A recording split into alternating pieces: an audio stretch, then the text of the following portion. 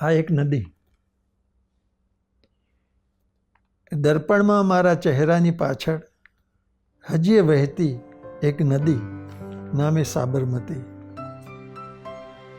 અમથી અમથી ખમચાતી મારી નિંદર પરથી પસાર થતી, સવારે ધુમ્મસમાં ભળીને લગભગ પુલ નીચે એ અટવાઈ જતી અને ચારેકોર અટવાઈ જતા અવાજમાં ખોવાઈ જતી એની જાણીતી ગતિ.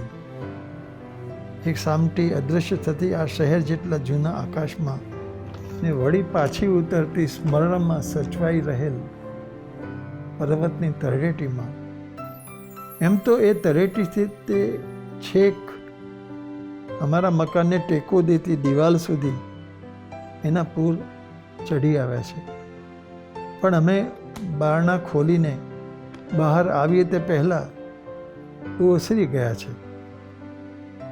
આ વર્તમાન બહારની કોઈ ક્ષણે ખુલ્લી રહી ગયેલી બારીમાં થઈને એક પ્રતિબિંબ દર્પણની પેલી ગમ વહી જાય છે અને વહે જ જાય છે છેક જોગના ધોધ સુધી. પહેલાં તો અમે જોગના ધોધના બે પ્રતિબિંબ જોયેલા જે આંખોમાં તે હજી યાદ છે. હા, હજી યાદ છે. હા, હજી યાદ છે. પણ સાંભળીએ છીએ કે જોગનો ધોધ સુકાઈ ગયો છે. સાંભળીએ છીએ કે જોગનો ધોધ સુકાઈ રહ્યો છે.